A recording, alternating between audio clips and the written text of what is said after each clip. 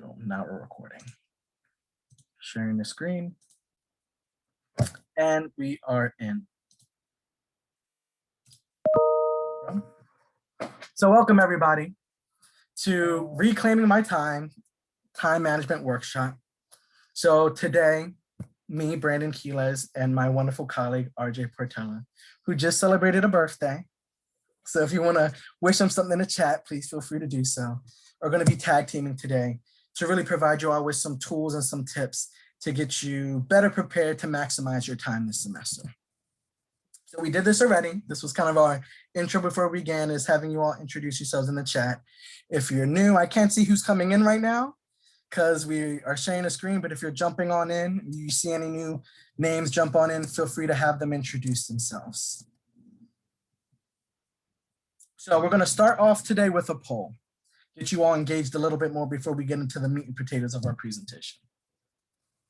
So let me make sure this goes okay. You all should be seeing a poll being shared out now on your screen. It should say roll call, and there's really a better sense of who's in the room, right? I think we have a lot of identities, we have a lot of responsibilities and things that we carry with us. And I'm just curious to see really who's in the room and what are some of the competing priorities that you were all carrying this semester. I think often we go through school and we're wearing this student hat, but there's so many other things that make us who we are. And sometimes it's a good moment to take back, reflect on that, because that's going to help guide our conversation today as we're thinking about how do we balance everything? How do we make time and prioritize when everything seems like such a big priority in my life, right?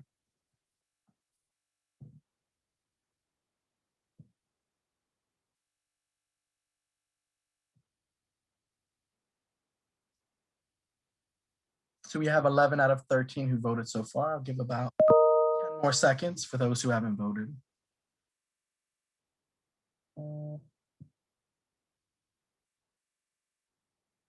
One last person. 5, 3, 2. All right, so I'm going to show the results.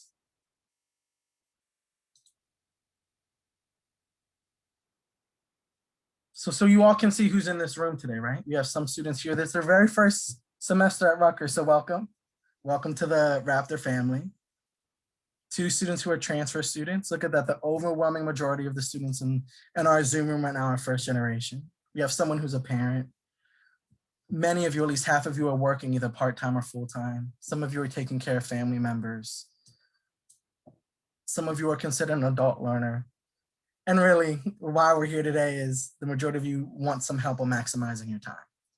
So this gives you an idea of who's in this space and really gave you an opportunity to reflect on who you are, what your priorities are, and how that's going to affect your ability to manage time moving forward as we start talking about that a bit in the presentation. So thank you all for engaging with me with that.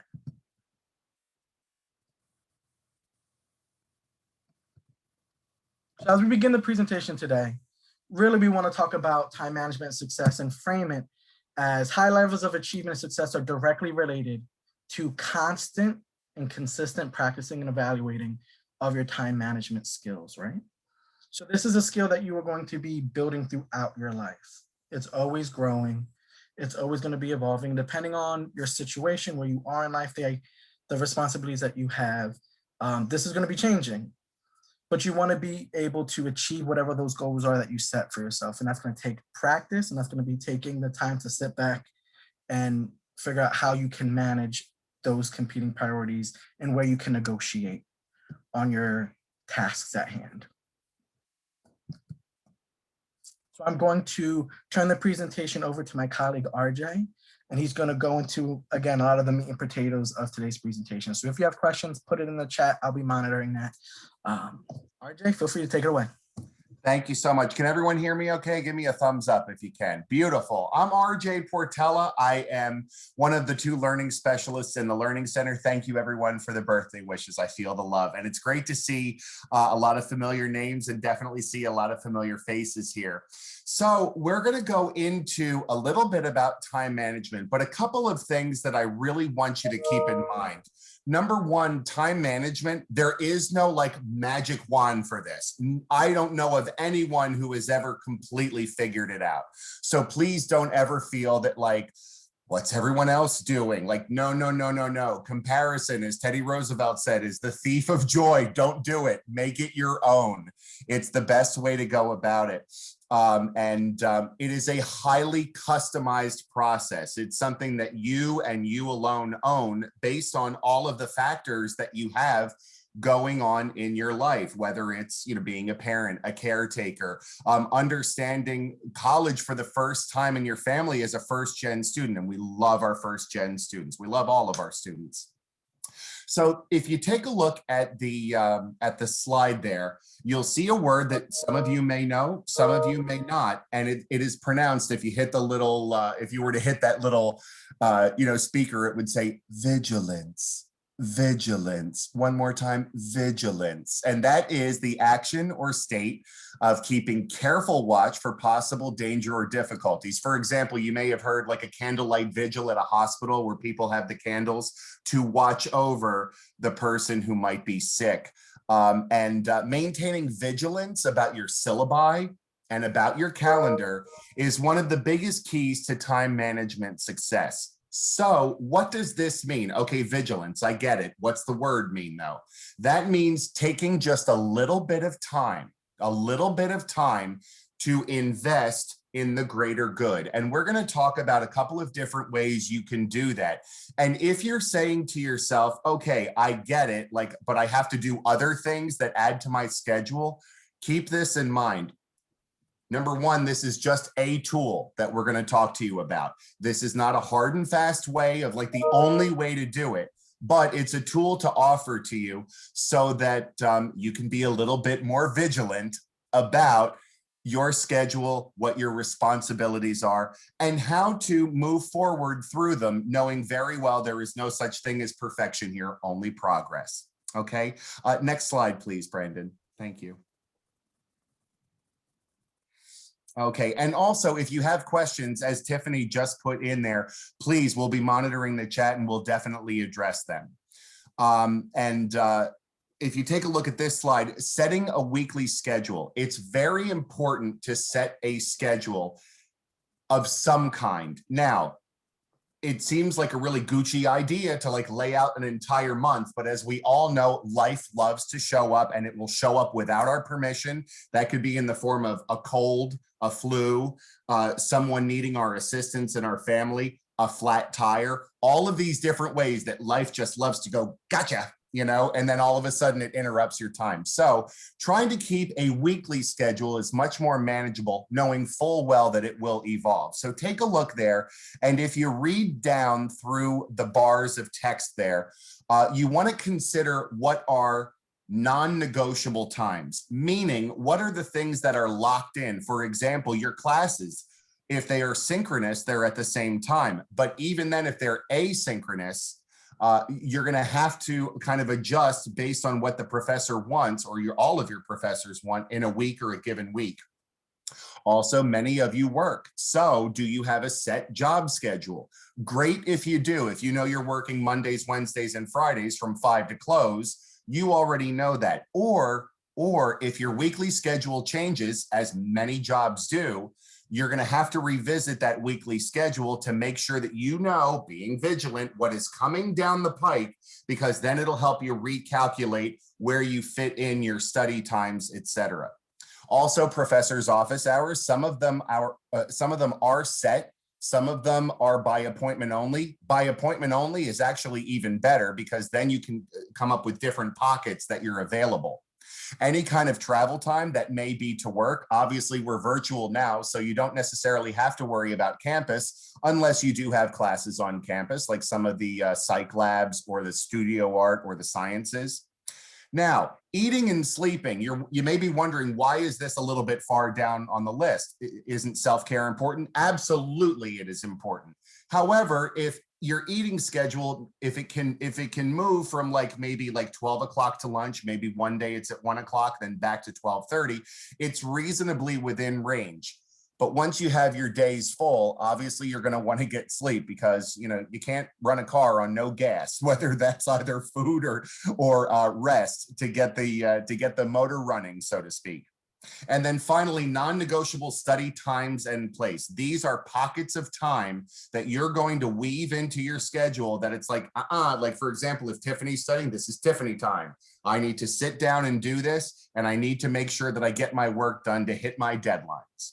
Okay, so making that weekly schedule is very important, and it may look a little different when you are live in person on campus versus virtually, especially with those asynchronous classes. All right, so we're going to take a look at these in a template that is coming up. Brandon, if you would, and there is the template. Now on the left, and some of you who have worked with me before, you already know, you already seen something like these. On the left-hand side, that's a typical example of what, that's a typical example of what it looks like in person, possibly. And on the right-hand side, what it looks like on virtual time. So if you're wondering, how do I get a copy of this little template here? Brandon has a copy of it, and I have a copy of it. And I'll make sure that I share my email in the chat window right now.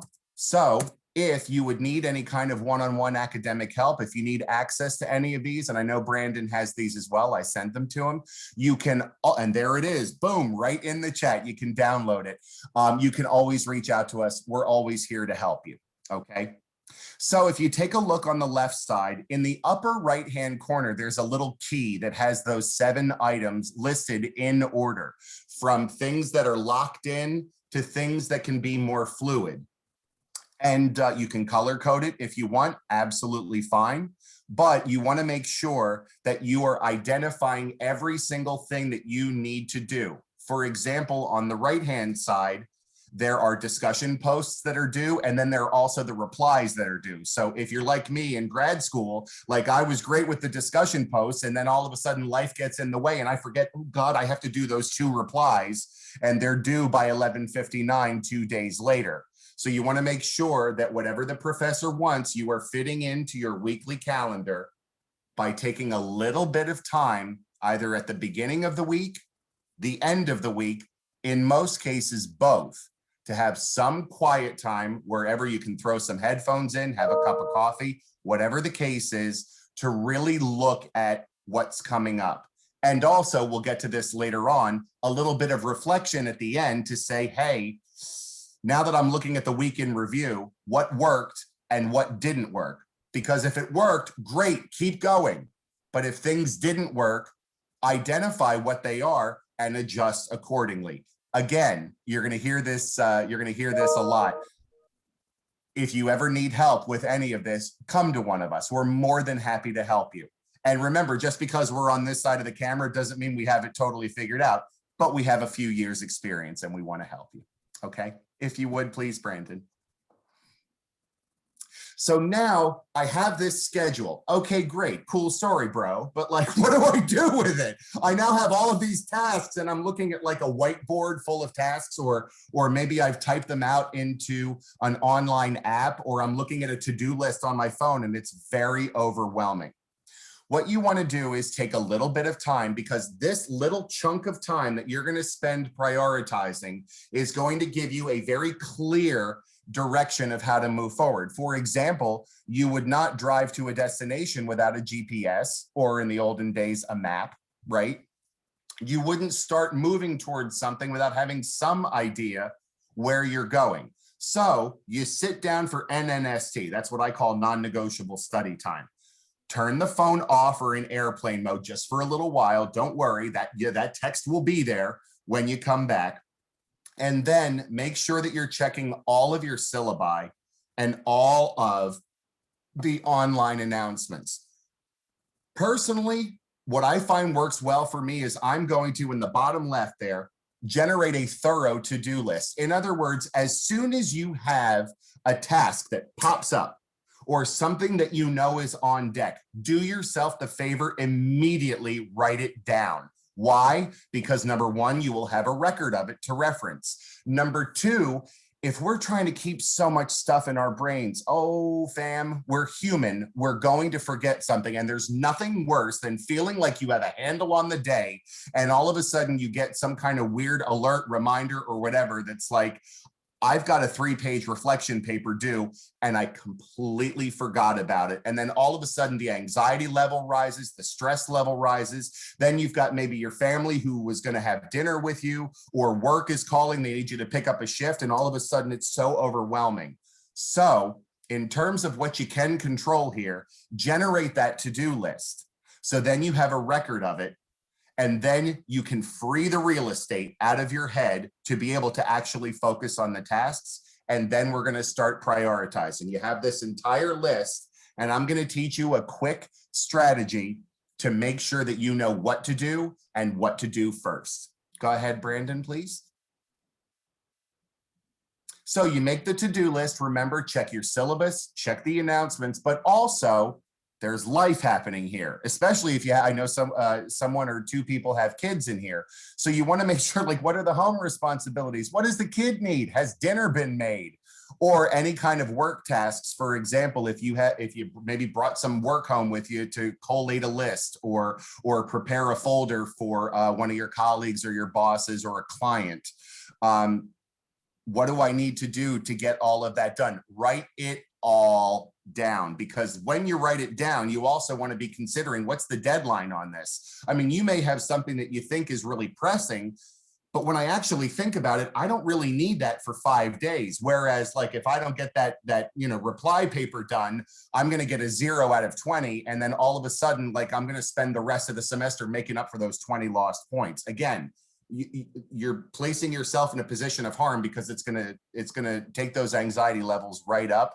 And we don't want that. No. Or at least not any unnecessary anxiety. So then what you do is you take this to-do list and you're going to categorize them. Take a look at this screen and just let it digest for a second. Urgent is on the left and important is on the right.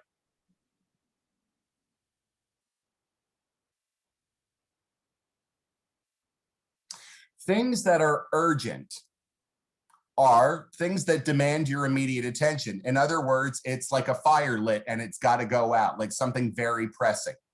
But whether you give it that attention may or may not matter. For example, someone may text you and say, hey, we're all doing an online Zoom game night tonight. And it sounds really attractive because, like, who doesn't want to have a fun game night on Zoom? Or any number of things when we're live in person, like, hey, there's this party happening right now, or so-and-so is having a bowling night, or whatever the case is. I mean, it takes on a different feel virtual wise, but these are things that are like, yeah, and they're like dangling in front of you and you want to do them. But the question is, do I give it the attention or do I not? And sometimes you have to say no, and no is a complete sentence. Versus the things that are important. Now, these are tasks that matter. Here's how you ask yourself if something is important or not. If I don't do it, what will be the consequence? Take a moment and think beyond that task that's like kind of blinding you right in front of you. What are the consequences for this? If I don't do that paper, 0 out of 20. If I don't go to that online game night, well, it's not a terrible consequence. If they're my friends, they'll understand. And maybe it's a weekly thing, or you can meet with them some other way. So what we're going to do is we're going to go through a to-do list and we're going to categorize them as urgent and important. So what I want you to do is just briefly, I want you to think of 3 to 5 tasks that are on your brain and on your heart right now. Okay? Just take a moment and think of those and keep them in your mind, and we'll move to the next slide in a moment.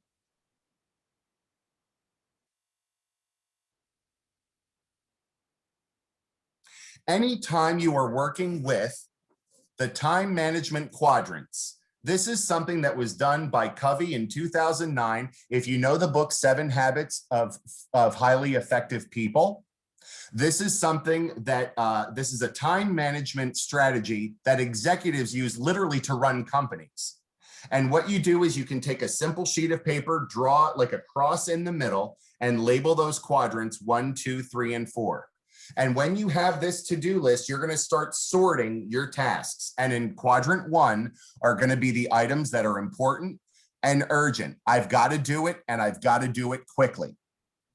Then you go to quadrant 2, which are the items that are important, but not urgent. Maybe you have a first draft of a paper due in a week. That is important, but it's not as urgent, and it's going to go into quadrant 2. And if you're asking yourself, well, how do I tell what's urgent or not? This is something that I generally use. If it's due within the next 4 to 5 days, it's probably urgent, especially if you have to draft something, revise it, get feedback on it, whatever the case is. But remember, time management is highly customizable and it's highly personal. You will find what works for you in terms of that fine line between what's urgent and what's not. Then in quadrant 3, the items that are urgent but not important, get back to so-and-so, reply to those emails. And finally, quadrant 4, not important, not urgent. I mean, listen, you might want to watch, the next season of Bridgerton on Netflix. However, like if you have decent Wi-Fi and an active Netflix password, you can watch that whenever. Right now, listen, I fall victim to that myself sometimes. Like I have to do this, but I really want to watch this. Like I've got to pause myself and get this stuff done so that when I do want to sit down and Netflix and have cookies, and I noticed a couple of people said cookies in there, should have put that as my comfort food. Yes, that's fine, but I use it as a reward for myself at the end of the night once my stuff is done, because then I'm not sitting there lost in Netflix land wondering like, oh God, I have to get this done. I have to get this done. Then I'm taking myself out of like the enjoyment phase. Like, why would I do that? Right? Okay. So in your mind, take those tasks. And if you want to put them in the chat, that's fine. But if you have them in your brain, I want you to just kind of mental map this. What goes into quadrant 1, 2, 3, or 4? Take a moment.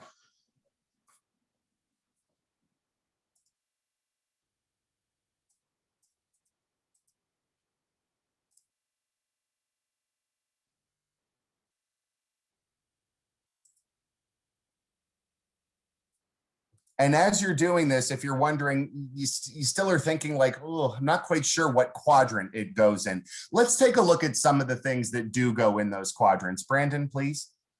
Thanks. So what goes in quadrant 1, any kind of crisis or medical emergency. I mean, however, like God forbid, you fall and break your elbow or whatever. Like, I don't want you to write down, oh, I have to go to the emergency room. Just go to the emergency room.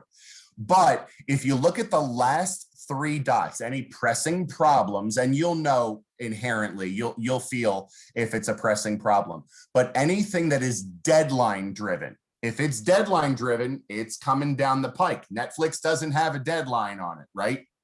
Or any last minute preparations for anything scheduled. And if you notice, that is the quadrant of necessity. It has to get done, and it's got to get done soon. What most students and some people who struggle with time management do not focus on is quadrant 2. This is the one that's really going to make the difference in your time management. That first dot there, preparation and planning. If there is a big task, for example, writing a 10-page paper, that is a massive task. It's not as helpful to write down due bio paper, because those like 4 or 5 words, due bio, or 3 words, due bio paper. Oh, honey, there's a lot in there. You got to get research. You got to come up with a thesis statement. You've got to generate your body paragraphs. You got to incorporate your research. You've got to write it out, get feedback on it, and then submit the file. So there are like 7 or 8 stages in that. So maybe you put the first 4 into quadrant 2. And then you get them completed. And then later on, as the new tasks come up in the sequence, they go in there. Anything that values clarification goes in quadrant 2. For example, if on that 10-page bio paper, you don't quite understand the assignment, you are certainly not going to want to email the professor the night before it's due and ask for clarification, because number one, if you email them at night, they're not going to get back to you. They're probably asleep or having dinner or whatever the case is. And number 2, you just flagged to the professor that you didn't even look at the assignment until the day before. No bueno, no bueno.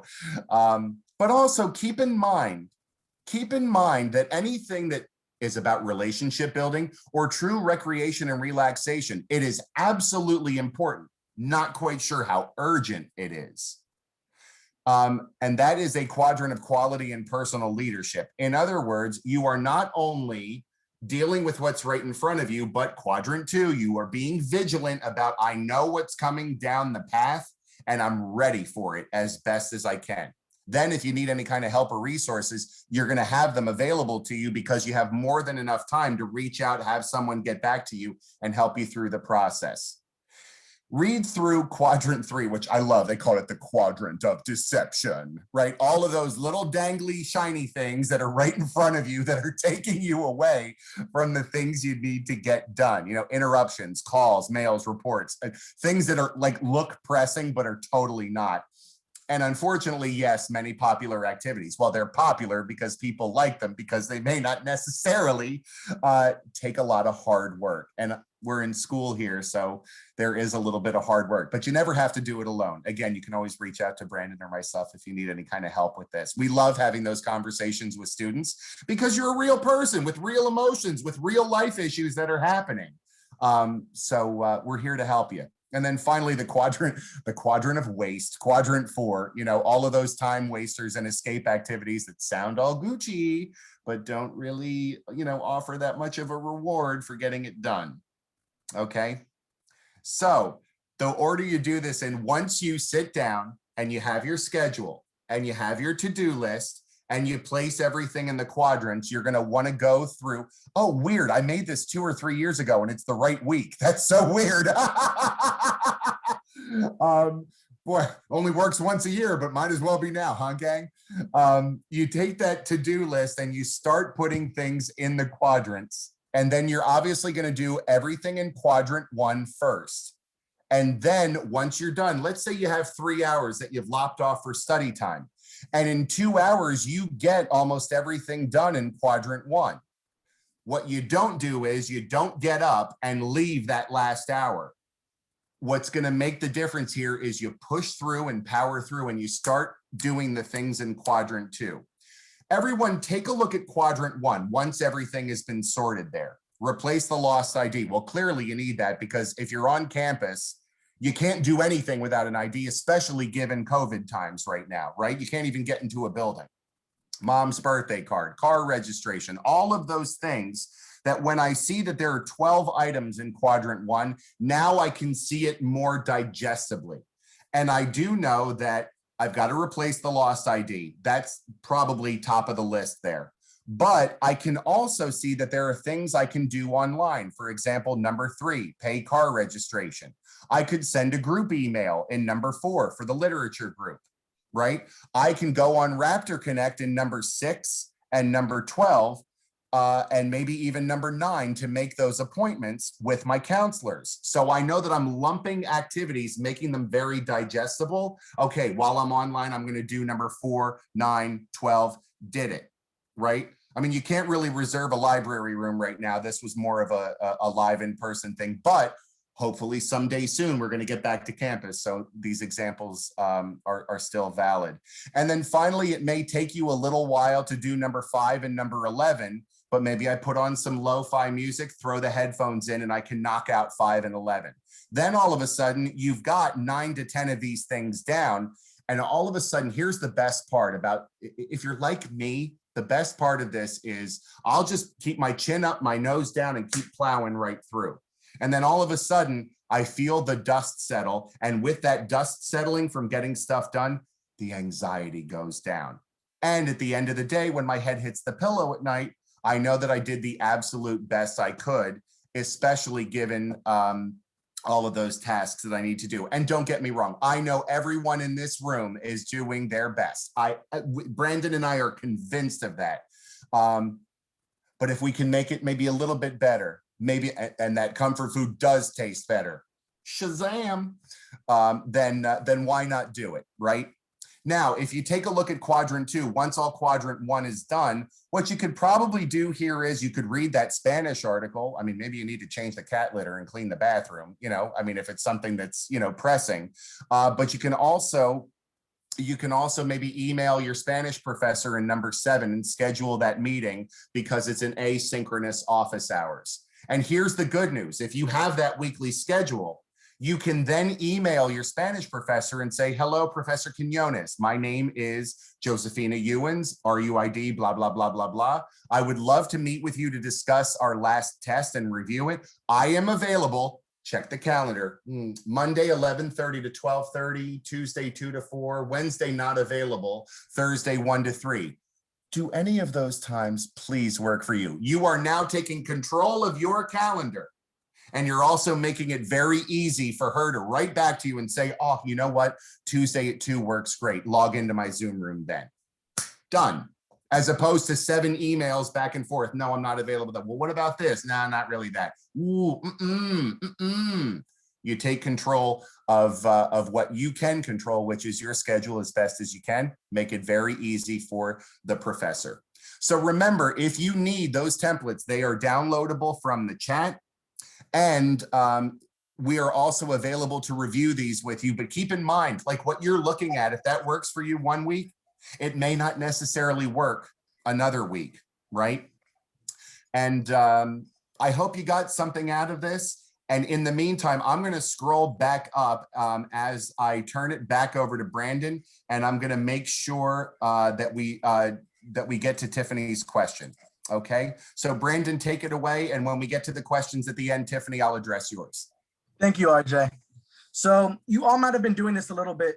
RJ was sharing the different documents with you and really encouraging you all to start thinking through what are your priorities, thinking about what quadrants do they fall into. So I wanted to spend some time, the documents are there in the chat, but really give you all some time. I'm going to break you up into just small groups. Start listing and thinking through what some of your priorities are this week, and start putting them to some of those quadrants. I know you might have been doing that already, but I'm a big fan of kind of writing some of those things down. So if you're in a space, you have a piece of paper, or if you love a phone, some people love putting things in their phone. I know someone mentioned that that's what their Outlook calendar looks like. Whatever your mode is, I'm with it. Whatever helps you be successful. We're gonna break you up into groups, spend some quiet time kind of working on this. I'm gonna give you about, let me do a time check real quick. So it's already almost 6:40. So I'm gonna actually leave you about 5 minutes. It's gonna be kind of quick. Think about what some of your priorities are for this week and just start listing them down, do some writing, share them in a small group. And then when we come back, we're gonna finish this presentation off with some final strategies to consider, and then share just our contact information again so that you have that. And then we'll end with a quick assessment, okay? So I'm gonna stop sharing for a moment. And I'm gonna put you all into breakout rooms.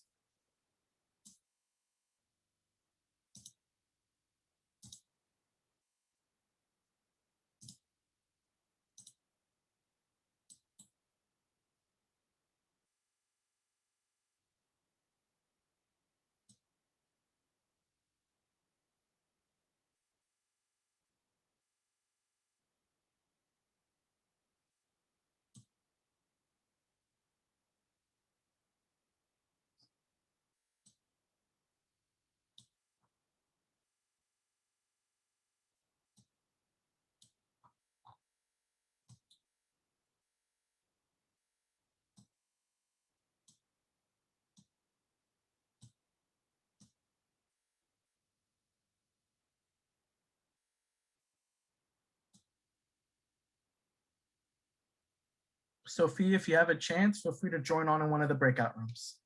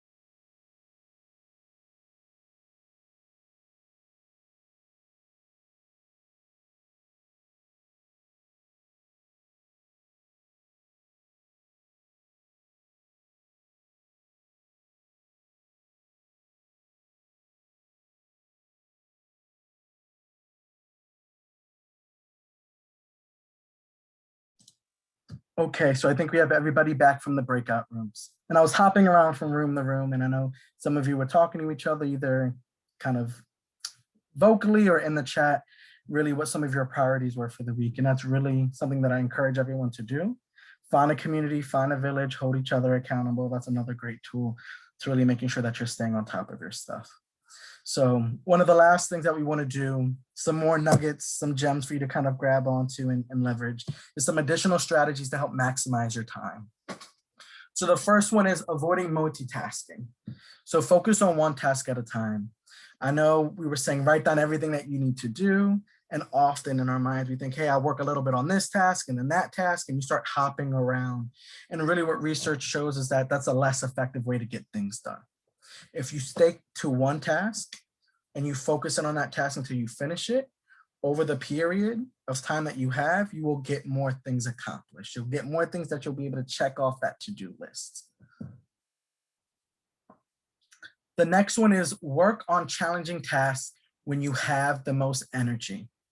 So I think this is a very personal thing. Some people like me, I wake up at like 5 o'clock, 6 o'clock in the morning, not even needing an alarm clock. My body is on some craziness, but I get so much done early in the morning. I read like nobody's business. The world is still asleep.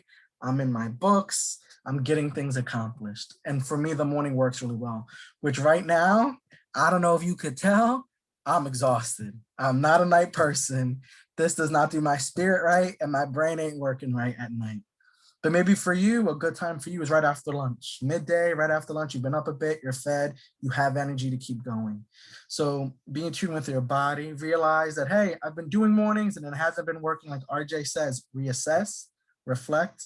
Maybe there's a different time. I'm always a big proponent of space, place, and time. Find the great time, find the great space. That you can go and work well. These are all going to be good tips for you moving forward. RJ, you want to take 3, 4? Sure. Number 3, focus on the more difficult tasks to ease your burden. Do not delay on them, especially if they have steps. Remember, you can put some of those initial steps in quadrants 1 or 2. And there was actually a question in the breakout room that if I am trying to schedule a meeting, and the meeting is going to happen, but there was some confusion about what the topic of the meeting was. Is scheduling the meeting urgent and important? I would argue yes, because it's the first step in a sequence of events leading up to that meeting. And if you're not clear on when you're meeting, maybe if there's a different time zone, I saw that pop up in the chat, and that's a very real issue. Then if you're not all on the same page, you're setting yourself up in a position of harm later on down the line when people aren't necessarily meeting at the right time or unprepared for what the actual designated meeting is supposed to be for. If you do have difficult tasks, it's really chip away at it.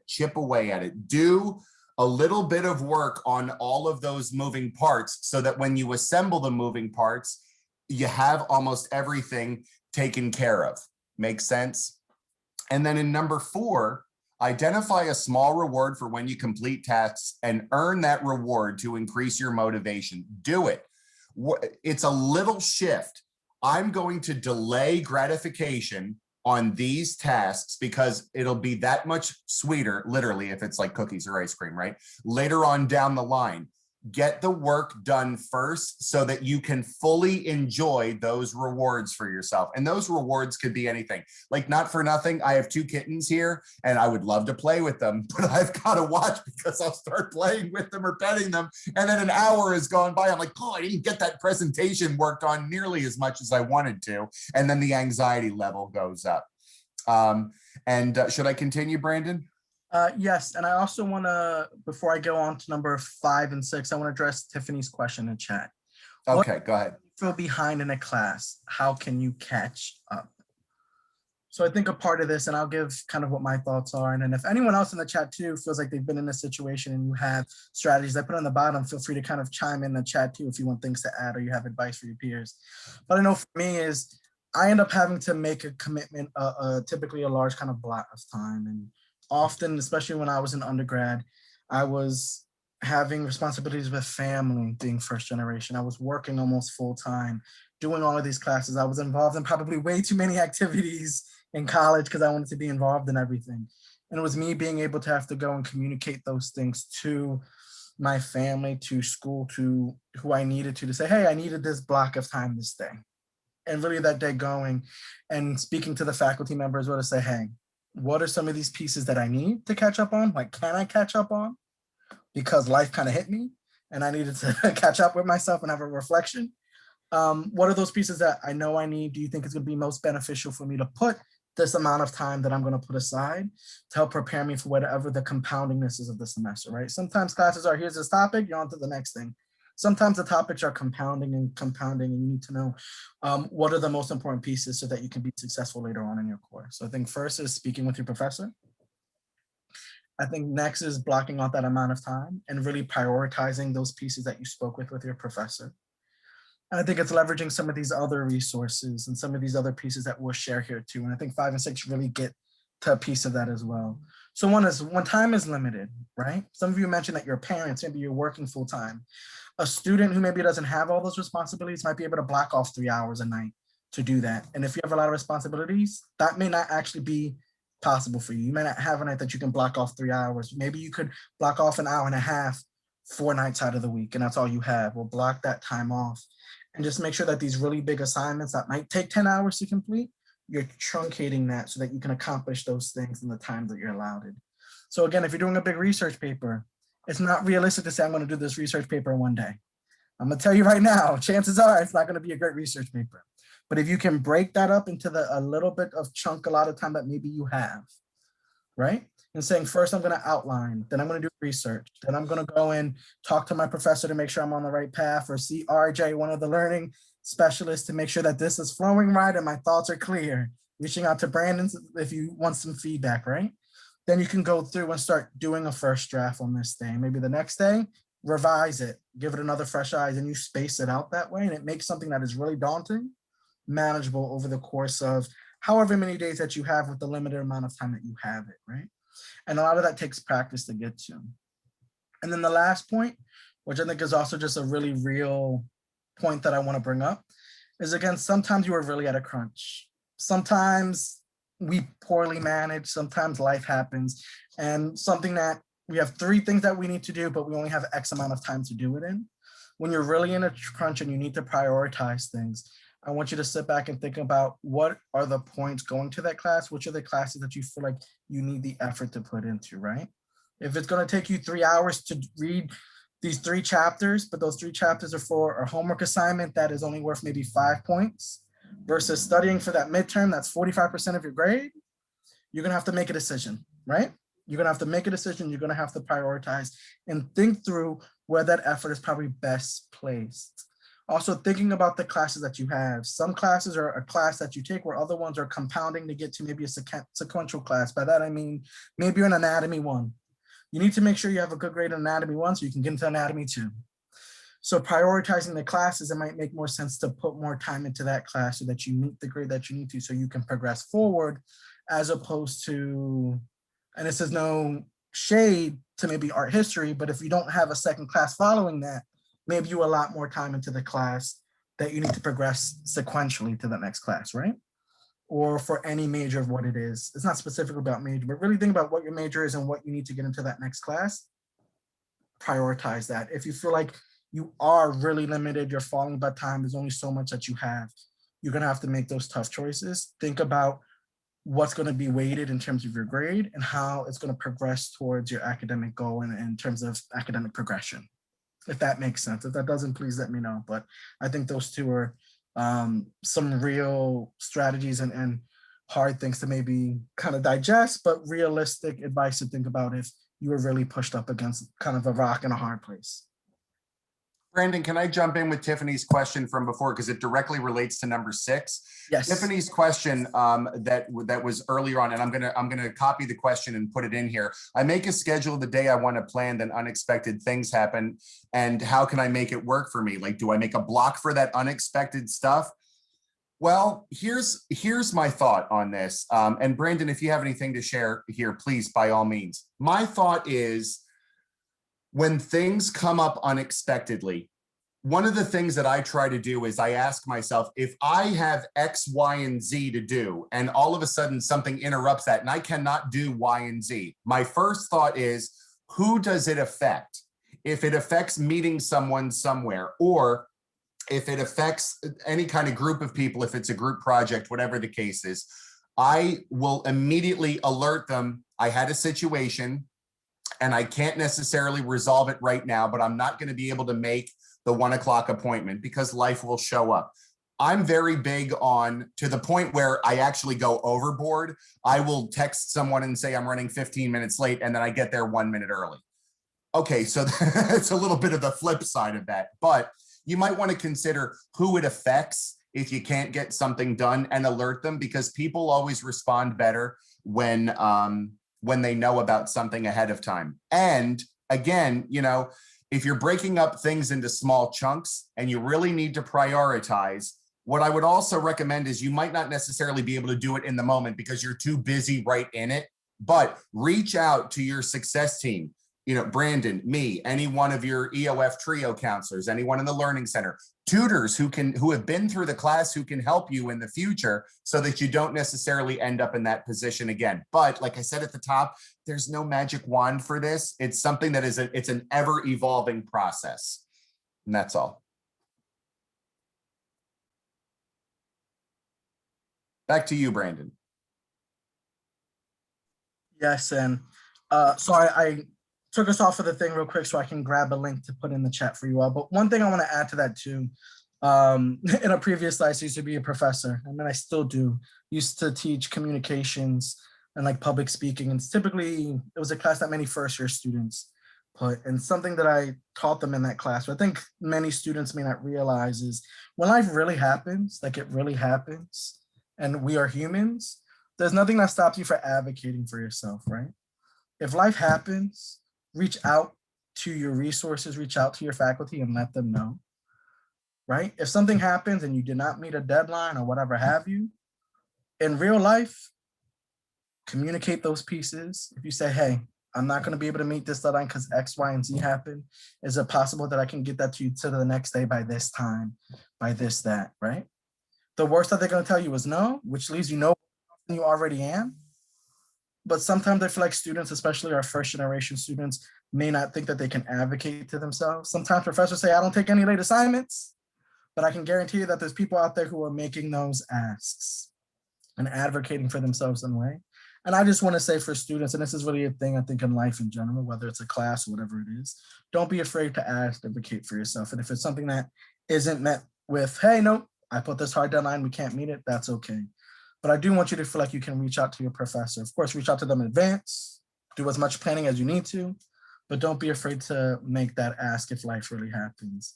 Just because sometimes life happens, people get in a jam, and I'm not saying that's any of y'all, because y'all are great, but people get to a jam, and that's when they're like, how do I get this? This is due tomorrow, planning didn't work out, let me copy this from Chegg. Let me do this over here. And I think you'll be better off at least making that ask and advocating for yourself to the professor if you need to. So, the last thing that I want to do is share an assessment with you all to give us some feedback on everything that was shared with you all today. Put it in the chat. Please take a moment, click that link. It's pretty quick. Give us your thoughts. And then I also want to pull this slide back up to talk a little bit about reflection and then assessment. Reflection and then the Learning Center.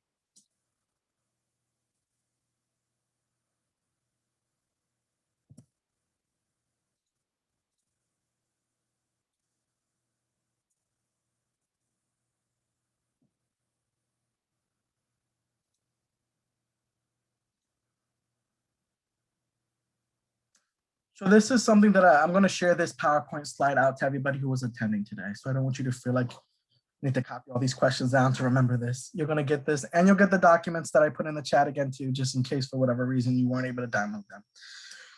But RJ spoke to this really eloquently earlier, and just to really reinforce this and make this the kind of final point is make time for reflection and assessment of the tools that you're using, right? So think, did I use my time in a consistent in a way that is consistent with my values and goals? How is my school life balance? What is missing? What can I make room for?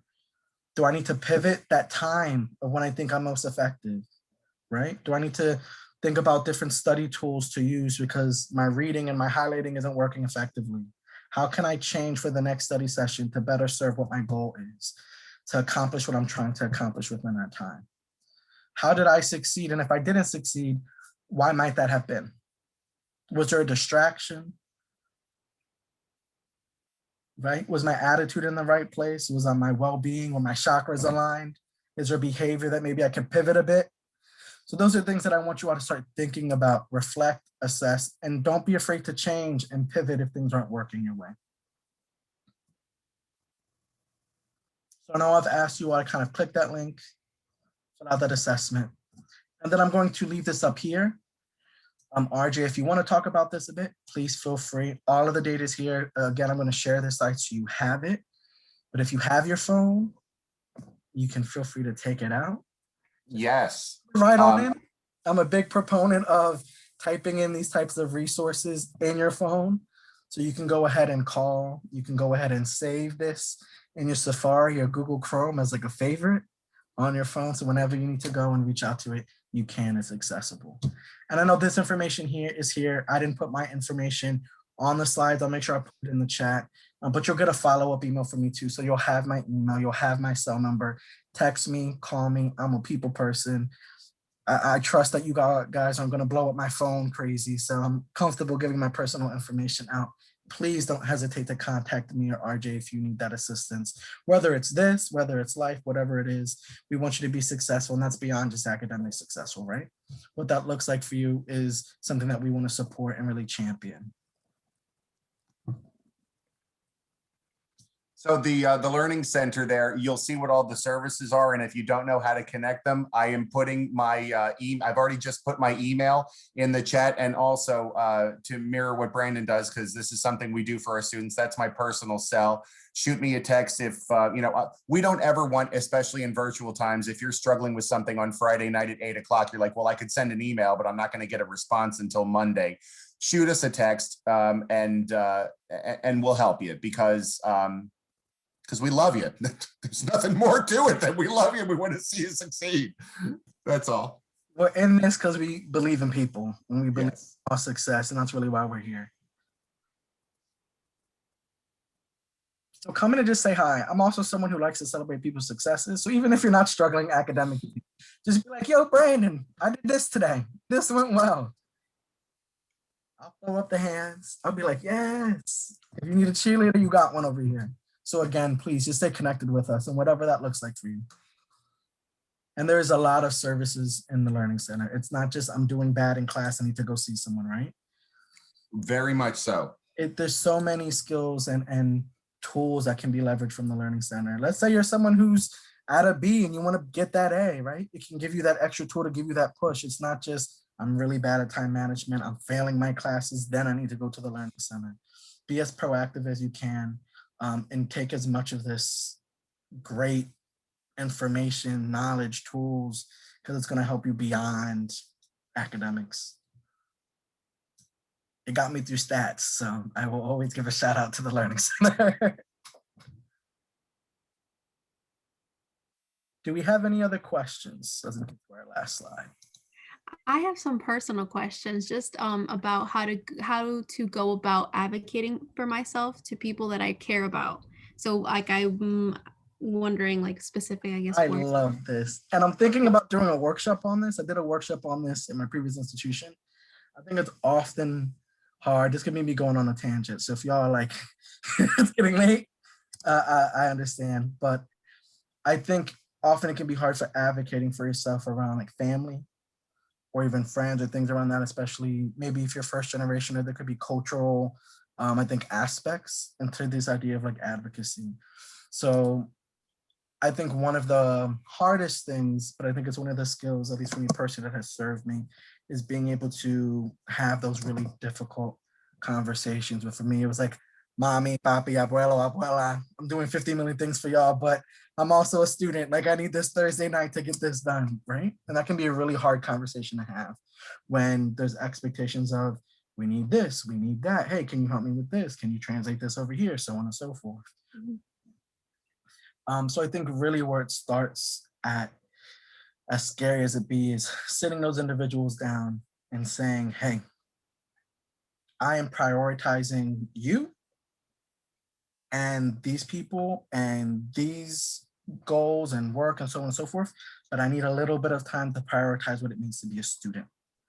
Because being a student is just as important to me so that I can be whatever that is potentially for you, right? I'm not saying everyone's going to college specifically for that, but if that's your situation, I often find that people have a hard time advocating for themselves to their families because there might be a dissonance on what the family thinks the priorities of school are versus the student and vice versa. So I think it really starts with that conversation and really approaching it as, hey, coming from a place of like love, right? I'm here and I'm striving for some of this out of a way to achieve a goal. This is what the goal is. Sometimes they also want you to get that goal. Sometimes maybe not so much. But I think it's a conversation with having and really realizing and finding in yourself that this goal matters to you. And for it to matter to you, you have to be able to dedicate some time to that. And it doesn't mean that you value or you care less about what some of these other priorities are. You just have to balance it out and make it a little bit more equal. I think that makes a lot of sense. And I think that it's hard for me as obviously, I mean, I'm a woman because I'm so used to doing things for these family members or these like close friends. So I guess it might not even be that they don't understand, but it's just so hard for me. It's kind of like a parent who needs to let go of their kids, like let them grow up. You know what I mean? Like even though I'm young, I do a lot for certain people that are close to me. So I don't know how to not do stuff for them, even though that's what I have to do to prioritize my schoolwork. And then I end up suffering with my schoolwork. You know, I'll get a B plus instead of an A, or I'll have to take a pass instead of getting an A when I know I'm very capable. But I don't know how to have these conversations because when the phone calls come in, I've always been there. And I text them and I prefer to text, but they're like, call me, you know, like they, and it's just so hard for me to have that conversation. So I want to stay on and keep chatting with you. I'm going to click the stop right here.